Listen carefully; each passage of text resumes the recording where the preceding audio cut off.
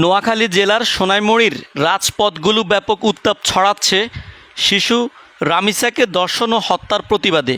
বৃহস্পতিবার তামিরুল উম্মাহ দাখিল মাদ্রাসা বালিকা শাখার উদ্যোগে এক বিশাল মানববন্ধন ও কর্মসূচি অনুষ্ঠিত হয়।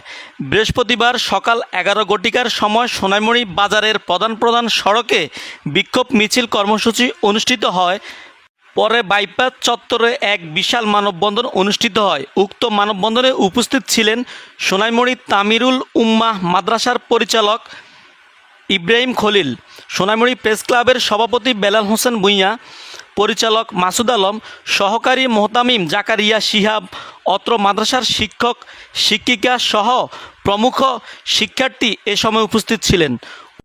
উল্লেখ্য, সম্প্রতি সময়ে শিশু রামিসাকে নৃশংসভাবে ধর্ষণ এর পরে গলা কেটে হত্যা ও সারা দেশে নারী নির্যাতন প্রতিবাদের অংশ হিসেবে এই কর্মসূচি পালন করা হয়েছে।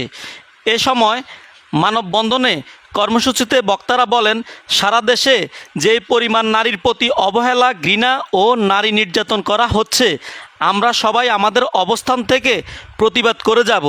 বক্তারা এ সময় জাতীয় কবি কাজী নজরুল ইসলামের সেই উক্তিটি বলেন, বিশ্বের যা কিছু মহান সৃষ্টির চিরকল্যাণকর, অর্ধেক তার আনিয়েছে নারী, অর্ধেক তার নর। অর্থাৎ নারীর প্রতি কোনো অবহেলা বা ঘৃণা করা যাবে না। নারীরা আমাদের রাষ্ট্রের সমাজের একটা অংশ, আর এই নারীদের হতে হয় ধর্ষণ এমনকি হত্যার শিকার। আমরা আমাদের অবস্থান থেকে এসব ধর্ষণ ও হত্যার তীব্র নিন্দা জানাচ্ছি।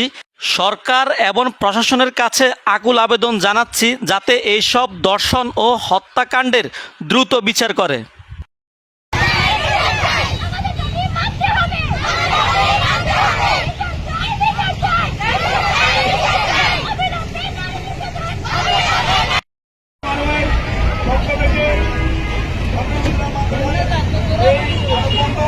এবং রেলিকে সমর্থন এবং সম্মতি জানিয়ে আমি আমার বক্তব্য এখানে রেখেছি।